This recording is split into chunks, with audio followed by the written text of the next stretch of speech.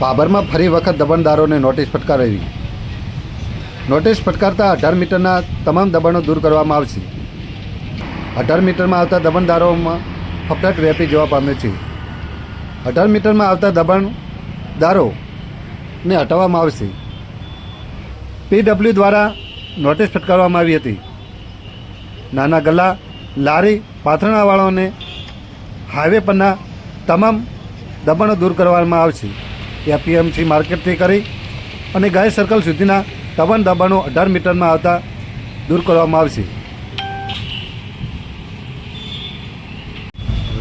PWવાળા જે ઓફિસર છે ને એમને મારી એક રજૂઆત કરવી કે એમની પેલું 12 મહિના પહેલી દીવદર કંડેસનાથી ગાય સર્કલ હતી અમને નોટિસો આપી હતી.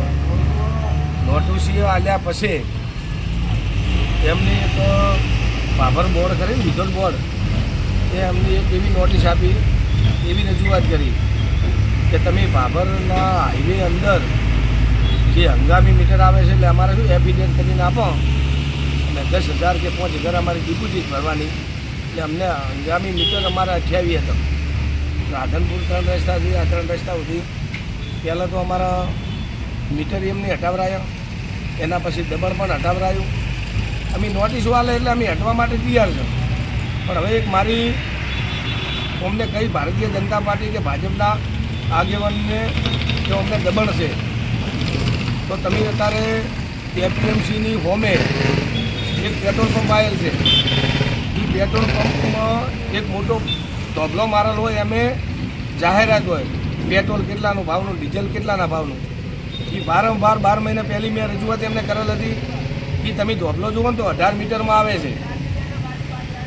એની પછી અત્યારે અમારા દબાણ જે અમને કાલે નોટિસ આવીને અમે હટવા માટે તૈયાર છો. પણ તમે રાધનપુર 3 રસ્તાથી દીવદર 3 રસ્તા સુધી અત્યારે કોઈ DPU આવેલ છે, કોઈ ધોબલા આવેલ છે. આવા DPU અને ધોબલા આર્યા નહીં હટાવે તો અમને તમે હટાવવાનું ના કહેશો. પહેલાં તમે ધોબલા અને DPU આવે અને હટાવી લો, અને એના પાસે અમારા કોઈ ગલ્લા, કોઈ લારીયું, કોઈ અમારી હોટલ, કોઈ લોજુ, અમારું જેટલું 18ની અંદર અમારું દબાણ આવતું હોય ને અમે હટવા માટે તૈયાર છે.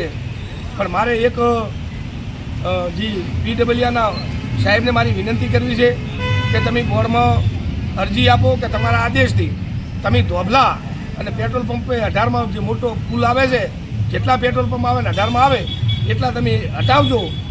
એના હટ્યા પછી અમારી તૈયારી છે હટવા માટે.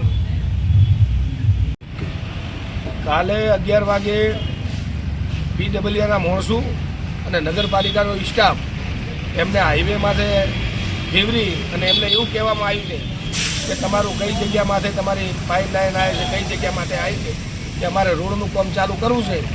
તો નગરપાલિકામાં એ આદેશ કરતા હોય તો બોર્ડવાળાને આદેશ કરી અને પંપનો જે મોટો ધોંધલો છે એ હટાવી દો. હવે સરકાર એમના જોડે છે ભારતીય જનતા પાર્ટીની, અને ભારતીય જનતા પાર્ટીના આદેશથી થાય છે તો અત્યારે પેટ્રોલ પંપનો મોટો ધોબલો તો એના દાવા હાથનો ખેલ છે. અને બોર્ડવાળાને રજૂઆત કરી અને ધોબલા હટાવી દો અને પછી કોમ કરો એટલે અમે હટવા માટે અમારી તૈયારી.